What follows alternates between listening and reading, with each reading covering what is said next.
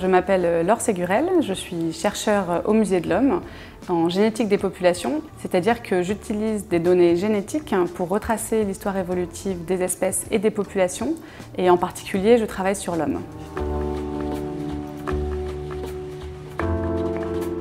Nous, on a besoin d'aller sur le terrain, de faire des missions de terrain au Cameroun pour collecter à la fois des données biologiques et culturelles. On s'intéresse à collecter le plus souvent de la salive, puisque c'est là où on va trouver de l'ADN humain. Et dans le cadre de projets sur le microbiote intestinal, donc l'ensemble des bactéries en fait, qui habitent dans notre système digestif, on va récupérer des matières fécales pour pouvoir directement séquencer les selles et ensuite avoir accès à la diversité des bactéries de nos intestins.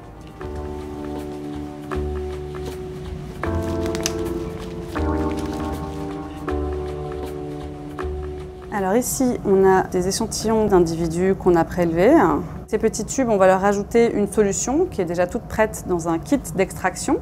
Donc là, il y a un petit filtre blanc en fait, qui nous permet de filtrer cette solution, de garder les impuretés en haut et de récupérer seulement ce qui nous intéresse, à savoir la solution d'ADN.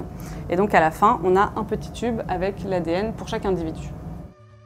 Ensuite, on va l'envoyer à séquencer. Donc séquencer, ça veut dire obtenir les données génétiques, avoir l'ensemble de tous les variants génétiques présents dans l'échantillon. Et c'est ça qui va nous permettre de caractériser la diversité des bactéries intestinales.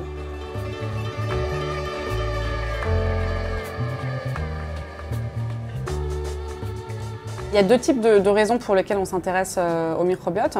La première, c'est une raison médicale. C'est effectivement déjà de décrire qu'est-ce qui se passe chez les individus qui vont bien, qui sont sains, de comprendre comment cet écosystème fonctionne pour comprendre une fois qu'il va être perturbé par certaines maladies, par certaines prises alimentaires, médicamenteuses, etc. Voilà, comment on peut agir sur ce microbiote et quel est son état sain, quel est son état normal. C'est une des grandes questions en tout cas en ce moment. Donc on essaie déjà de décrire dans des populations traditionnelles au Cameroun quelle est la diversité. Et l'autre angle d'approche intéressant, c'est vraiment d'un point de vue écologique évolutif, comment les populations ont coévolué avec leurs microbes, avec leurs bactéries.